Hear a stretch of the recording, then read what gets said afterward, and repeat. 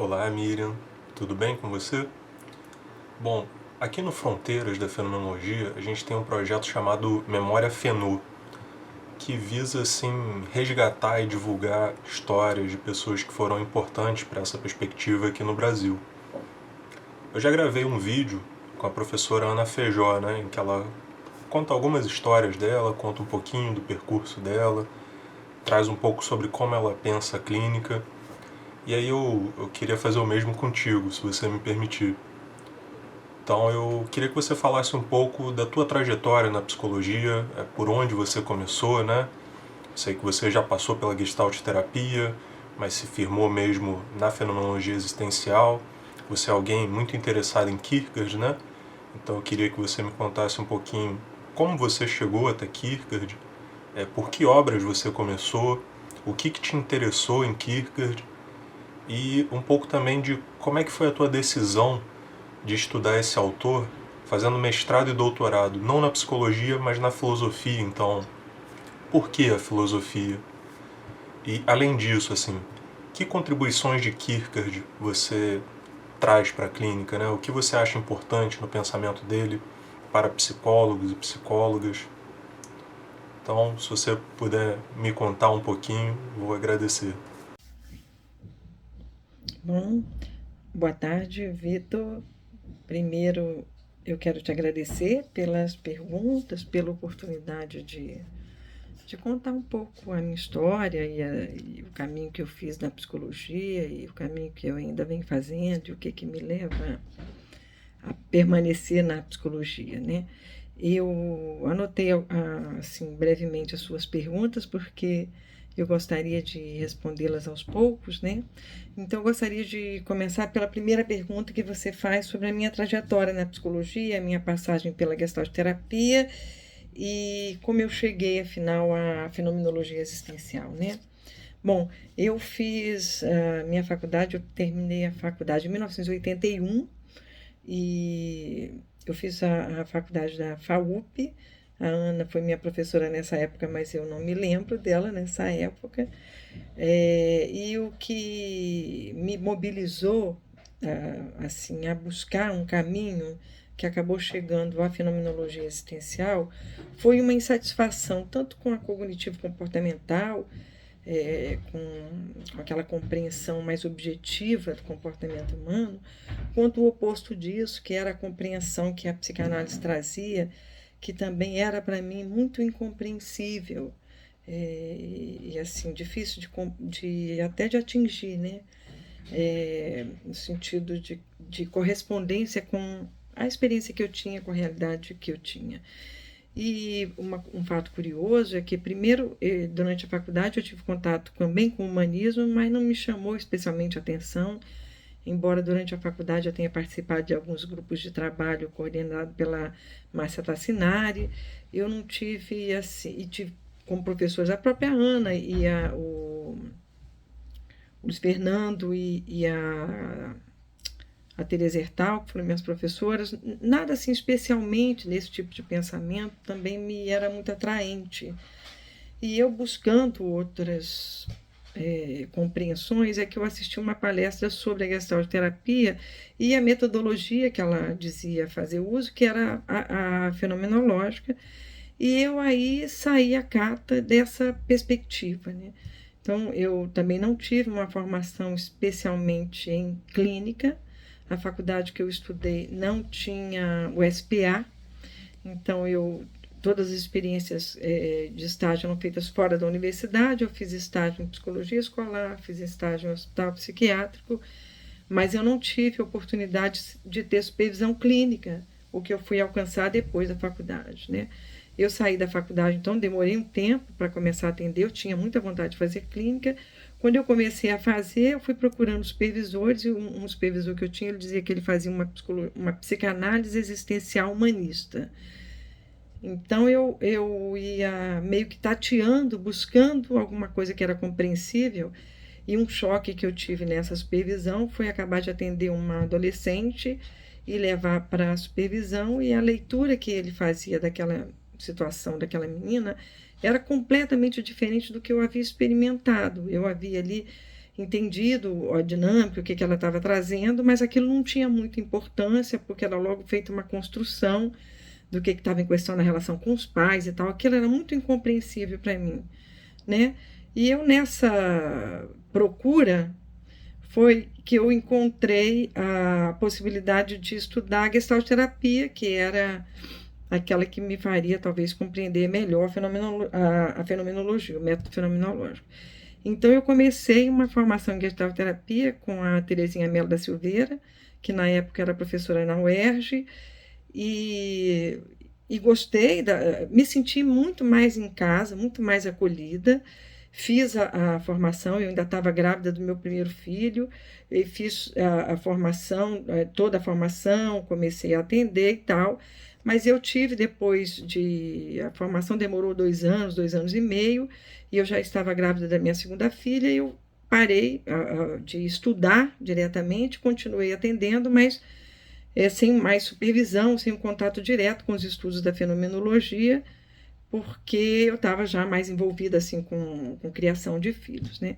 Quando a minha filha caçula tinha 2 anos, eu quis procurar novamente uma supervisão, e foi quando eu reencontrei a Ana, né? A Ana, e logo depois eu conheci a Bernadette também, porque eu procurava uma supervisão numa perspectiva ligada à perspectiva existencial e fenomenológica, e eu não tinha ficado satisfeita também com o acento, ou o modo como a gestalterapia compreendia a sua própria direcionamento clínico, a partir do momento em que eu lia, né, nos livros de Pius, etc., uma miscelânea entre conceitos da psicanálise, conceitos do humanismo, conceitos da fenomenologia, e aquilo ainda me parecia insuficiente para compreender alguma coisa que eu não sabia muito bem explicar, mas que já me inquietava.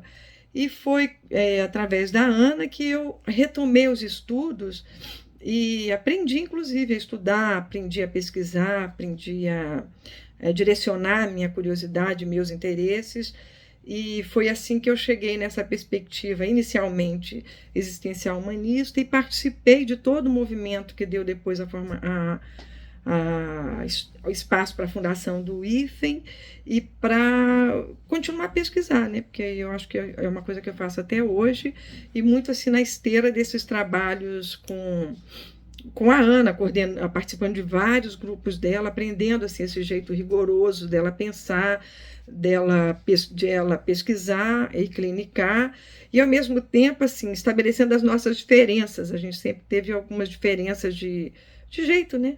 Porque somos diferentes mesmo, e isso fazia com que isso só se acrescentasse.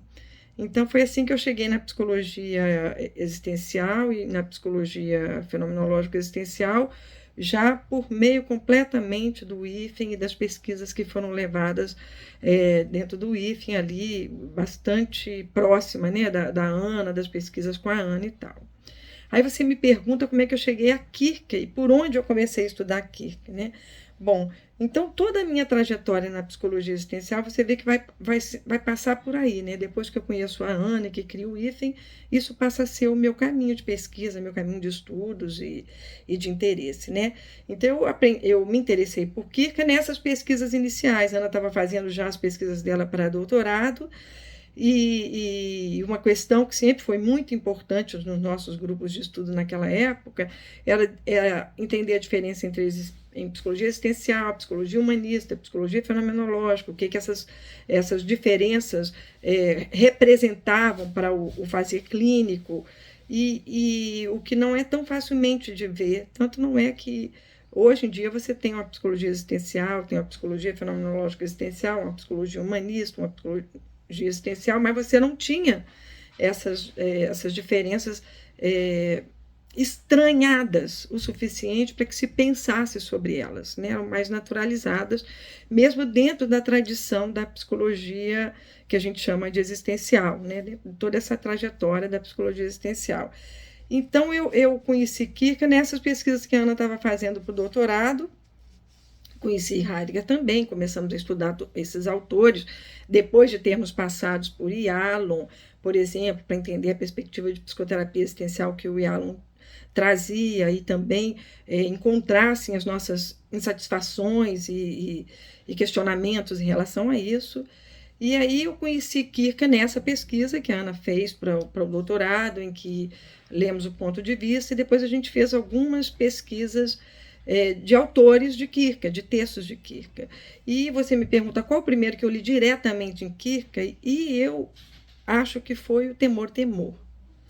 Quer dizer, eu li também o ponto de vista mais tarde, mas eu acho que o primeiro texto que eu li foi Temor e Tremor, movida por uma divisão de tarefas, por um lado, e por outro lado, porque a questão do religioso me interessava especialmente, porque eu tinha uma formação religiosa e eu queria entender como é que um autor religioso podia trazer subsídio para uma clínica e que tipo de compreensão de religião ele tinha.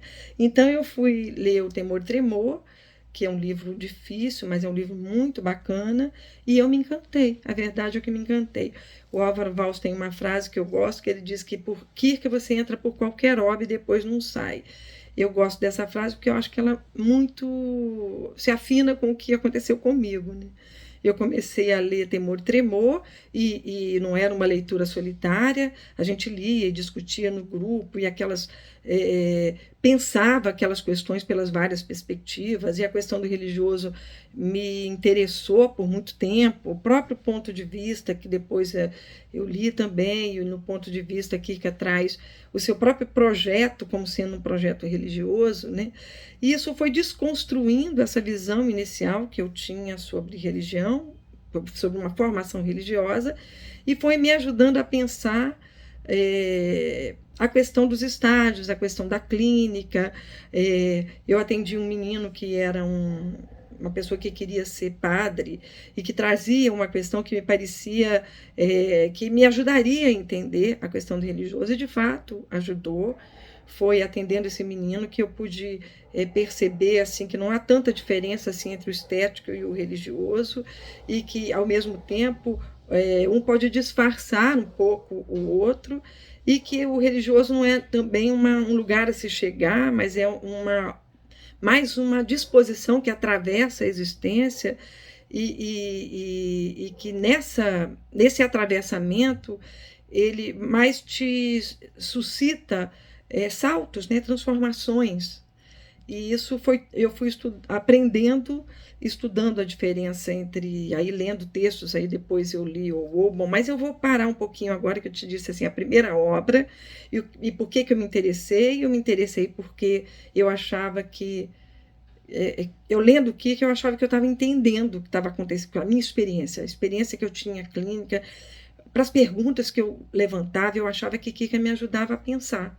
E, basicamente, eu me sentia mais confortável no meu fazer, embora seja dificílimo reproduzir exatamente essa experiência, e eu demorei até a escrever sobre isso tudo, mas a compreensão era muito viva e aquilo era muito estimulante para mim. E mesmo lendo depois, o Iffen foi estudar Kierkegaard, Heidegger, Sartre, a gente leu o Kierkegaard com outros estudiosos de Kierkegaard, depois lemos Kierkegaard com outros filósofos, buscando justamente desconstruir um pouco uma leitura mais ingênua sobre aquele pensamento e aprender a uma leitura mais profunda e buscar ver assim, com que autores eles dialogavam e tal, né? Aí a outra pergunta que você faz é justamente o que foi que me fez descambar para a filosofia e fazer mestrado e doutorado na filosofia. Bom, o que aconteceu foi que justamente eu queria continuar a estudar, queria fazer mestrado, doutorado, eu estava bem mais livre com meus filhos maiores, e já adolescentes, e querendo me envolver com os estudos novamente, e eu tentei o mestrado na UERJ, tentei mestrado na UFRJ, mas eu não tinha nessa época mais interesse nenhum em estudar alguma coisa que não fosse o modo de pensar a psicologia a partir de que era uma coisa que eu já estava mobilizada por fazer. E aí o que acontecia é que o projeto ele tinha consistência, ele era aprovado, eu era aprovada até nas provas, mas eu não era aprovada, o meu projeto, por fim, não era escolhido para ser desenvolvido pelos orientadores de lá. E aí, naqueles grupos que a gente estava fazendo, uma época, era o Casanova que estava coordenando alguns grupos lá, ele disse, Mira, você devia fazer na filosofia, No primeiro momento eu achei aquilo muito estranho, porque eu não tinha nenhuma preparação em filosofia, mas ele achou que a maneira como eu pensava podia se afinar com a filosofia, e ele, acho que ele tinha razão, porque o que aconteceu foi que eu fiz prova para o mestrado em filosofia na UERJ e na PUC. Na época, na PUC tinha que submeter um pré-projeto, eu submeti um pré-projeto justamente sobre os 3 estágios da existência, o estético, o ético e o religioso, questionando a questão da evolução dos estágios, e na UERJ não tinha que fazer uma prova, tinha que apresentar o projeto, que foi aprovado e tal, e tinha que fazer uma prova, que também era a primeira vez que eu ia ler um texto de filosofia que eu ia comentar, mas eu li aquele texto, ainda marquei um dia com o Casanova para dizer para ele o que eu tinha entendido daquilo, e fui para a prova e fui aprovada, e aí acabei escolhendo ficar na UERJ. Foi aí que eu entrei, então, para a filosofia e acabei, pelo menos no primeiro momento, me desviando da psicologia clínica, mas foi muito importante porque me ensinou a pensar, me ajudou a buscar essas perguntas, né? E isso tudo, assim, era compartilhado, como eu te disse, sempre lá no IFE, nos grupos e tal, isso tudo ia sendo compartilhado e era um aprendizado que era feito em conjunto, né? Porque a gente ia trocando essas ideias e tal. E aí eu fiz o mestrado e discuti no mestrado um texto sobre justamente a questão do estético ético e como é que se dá a existência como uma forma de... uma palavra que é kierkegaardiana, que é síntese, quer dizer, como o espírito é, de certa maneira, já essa congregação do estético e ético, e quais os limites do estético e do ético pela perspectiva do imediato e pela perspectiva do sensível. Até Ana e eu temos alguns artigos escritos nesse sentido, a gente escreveu algumas coisas por aí, e eu saí do mestrado e fui para o doutorado, e no doutorado eu pude entrar mais um pouquinho na questão da ciência existencial. O doutorado foi um desafio muito grande, porque o meu primeiro trabalho final, né, que era muito centrado na filosofia, ele foi... a banca não aprovou, e eu tive que reconstruir esse projeto, e por fim das contas, eu achei que ele ficou mais afinado com... não exatamente com a psicologia, porque eu não estava discutindo a psicologia ali, mas afinado com os problemas que Kierkegaard traz, que tem a ver com a psicologia, e quais sejam a questão da transformação, a questão do salto. E aí eu ali na minha tese de doutorado eu discuto justamente o livro A Doença para a Morte, e a questão do desespero, vou botar aqui entre aspas, mas a palavra que é traduzida para o português de que é cura, né? Quer dizer, a possibilidade da cura para o desespero, que é dada justamente para esse salto para o religioso, que aí tem tudo a ver com uma discussão que depois eu vou ampliar, e já na tese eu amplio, sobre a questão da angústia, da singularidade, justamente dessa união que se dá num salto, e o salto é singular, né? E aí, no final da tese, eu aceno para a importância de pensar essa ciência existencial e perguntar se essa ciência existencial não poderia ser pensada como psicologia.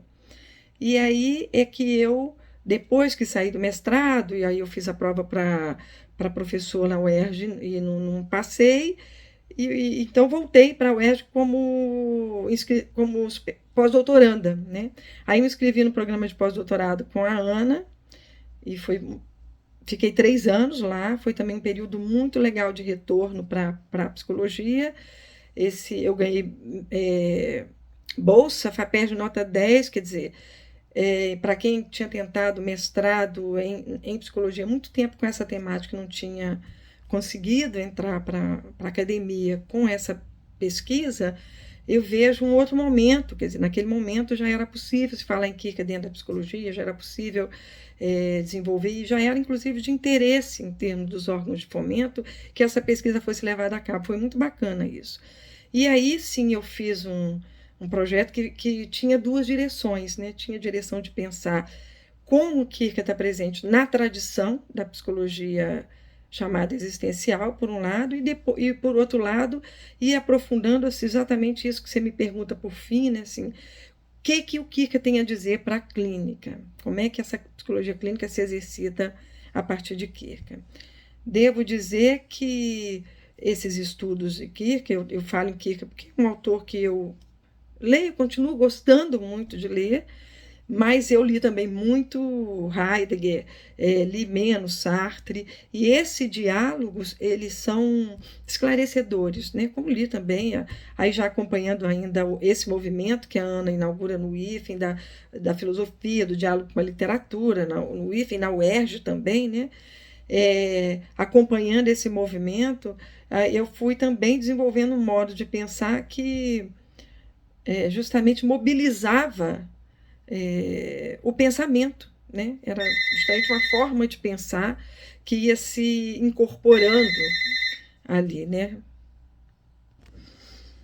E foi um período muito legal, porque eu tive, assim, lá nesse período de pós-doutorado, eu tinha mais proximidade com a clínica, não só a clínica que eu fazia, mas a clínica com os alunos do SPA, com o modo como a clínica era pensada ali também com a Ana, e depois os alunos da pós-graduação também. Eu ministrei algumas disciplinas e pesquisas e grupos, e organizei grupos de Kierkegaard e tal, que me ajudaram a manter o pensamento vivo, e aí fortalecendo esse pensamento clínico que era possível desenvolver nesse diálogo com Kierkegaard, né?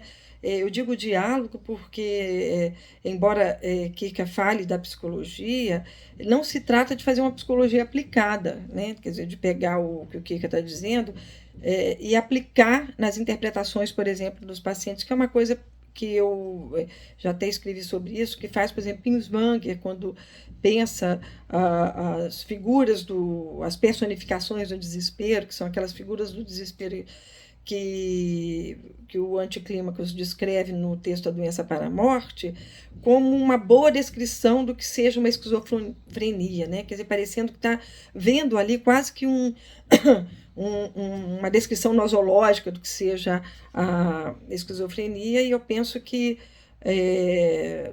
seria uma redução a uma antropologia, que é um tema que eu continuo discutindo, que tenho interesse em escrever também sobre ele, porque, no meu entender, não se trata de uma antropologia, mas se trata de uma compreensão de um modo de ser do homem, ou seja, entendendo aí uma antropologia como sendo uma determinação do que seja, do que é o homem, assim, uma determinação mais objetiva, e que a psicologia atenderia melhor a essa compreensão na medida em que ela quer saber como se comporta esse homem, quais são os elementos em jogo no modo como ele se comporta, e me parece que isso se afina com a compreensão de psicologia que o próprio Kierkegaard tem. Então, são essas a leitura, esse modo de ler as obras de Kierkegaard que me interessa, né? Quer dizer, perceber de que modo aquelas descrições, aí vou pensar aqui no Vigílios Raufinenses do conceito de angústia, né? Aquele modo como ele entende a angústia como o próprio tema que interessa a psicologia, o próprio objeto da psicologia, e aí para isso ele precisa desconstruir tanto o que a gente entende por angústia habitualmente, como um sentimento, uma coisa que você pode não ter, por exemplo, e assim como também a maneira como a gente habitualmente entende o erro, o pecado, né? Como uma coisa também a qual você pode se livrar, por exemplo, você pode existir fora disso. E ele vai mostrando que a existência é essa junção para a qual sempre está em questão o risco de que você se perca, ou seja, que a sua existência acaba decaindo em erros, mas que é possível também que no próprio movimento que a angústia possibilita, uma transformação no sentido de uma retomada. Quer dizer, a existência ela é sempre o lugar de uma retomada, justamente porque ela se constitui como liberdade, como uma abertura originária. Isso dá panos para a manga, não para você criar uma categorizações, mas para pensar cada situação clínica a partir dessa rede de elementos que a constitui. E isso que eu estou te dizendo pode ser dito a partir de outros fundamentos dentro da psicologia existencial, da psicologia hermenêutica, né? O horizonte histórico, etc. Então, isso, o pensamento de Kierkegaard se afina com essa tradição, E ele traz um repertório, claro, de palavras, de conceitos, que acaba que eu uso por conta até de ler muito, né? Mas que em nada desconstrói ou entra em choque com questões do sagrado, por exemplo, presentes em Heidegger também, né? Acho que mais em Heidegger do que em Sartre, e principalmente com questões que aparecem na literatura, né? Então é um diálogo profícuo e os psicólogos e psicólogas nós aprendemos nessa leitura e nesse diálogo justamente a pensar aquilo que Heidegger chama de dar um passo atrás, né? A sustentar um questionamento e a não se satisfazer de imediato, quer dizer, não atender a uma tendência que é imediata, que é de você meio que já saber o que está em questão, mas poder estranhar isso que está em questão e tentar pensar assim, a partir do que aquilo se deu. Que é isso que significa entender que o nosso comportamento ele se dá em liberdade. Que se dá em liberdade, ele se dá a partir de uma abertura. Compreender a partir de que abertura as coisas vão se desenhando e poder, então, ir discutindo esses elementos, discutindo aí não filosoficamente, que isso eu acho que é uma coisa que é interessante comentar, né? Que a filosofia me deu meio que quase um cacuete assim, de fala, por conta da necessidade de desconstruir conceitos, de saber de onde você está falando e etc. Que é algo que se afinou muito com as pesquisas também que a gente ia levando no IFE, das pesquisas que a Ana tinha, você foi orientando dela, e você sabe disso, né? Da importância e do rigor da busca de desbravar esses conceitos, do rigor na busca de compreender esses conceitos.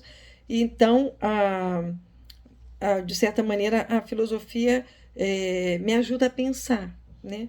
E não que a literatura não me ajude a pensar, e que, de certa forma, é também um poeta, né? Como ele diz, um poeta do religioso, um poeta do sensível, porque ele escreve através de pseudônimos, né?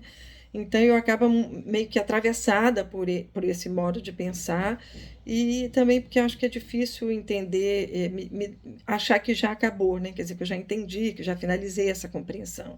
E por isso uma constante pesquisa. Mas eu gostei muito do meu estágio de pós-doutorado, justamente ele foi supervisionado também pela Ana, pela questão da liberdade que a gente tem nesse espaço. E ao mesmo tempo, a oportunidade de estar no grupo de psicólogos. Eu estava retornando da filosofia, né, de muitos anos fazendo clínica, mais vinculada aos cursos do IFE, mas ao curso de filosofia e à necessidade de corresponder àquelas disciplinas da filosofia e tal. E eu me senti muito livre, muito em casa nesse retorno à psicologia. Enfim, eu creio que respondi às suas questões, né? Não sei se você quer me fazer mais alguma questão. Obrigada de novo, viu, Vitor, pela oportunidade. Um abraço.